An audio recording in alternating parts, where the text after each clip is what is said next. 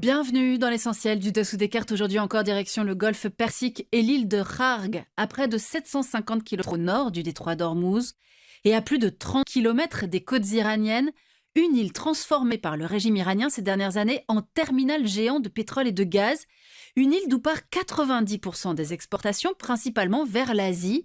En effet, une grande partie du littoral iranien est trop peu profond pour accueillir les superpétroliers qui partent ensuite vers les pays acheteurs.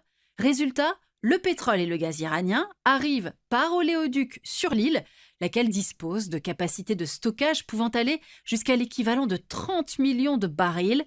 Kharg, c'est donc la pierre angulaire de l'économie iranienne, raison pour laquelle Trump l'a déjà ciblée vendredi dernier et menace désormais d'aller plus loin, tandis que le détroit d'Ormuz continue d'être bloqué par l'Iran, provoquant une déstabilisation de l'économie mondiale. On oublie en effet trop souvent que 90% du commerce est transporté par les mers et qu'au-delà du golfe Persique, il y a d'autres détroits, vous allez voir, d'autres hubs maritimes stratégiques. Sortons nos cartes.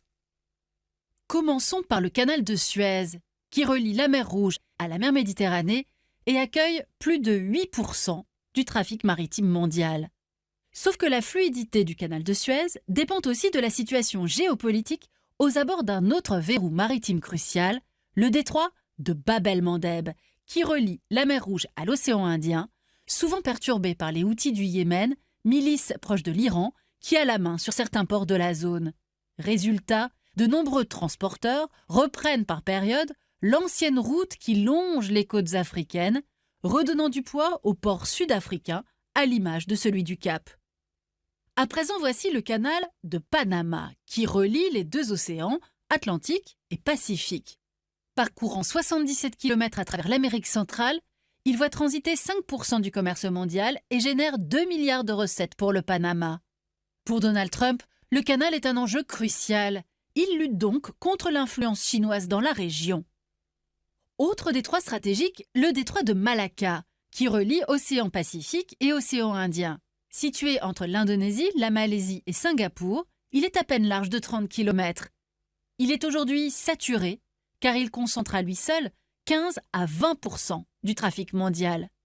La Chine étudie donc la possibilité de relancer un projet de percement d'un canal en Thaïlande sur plus de 150 km dans l'isthme de Kra. Et puis bien sûr, on l'a dit, il y a le détroit d'Ormuz, qui relie golfe Persique et océan Indien. Large d'une 50aine de kilomètres, ce détroit voit transiter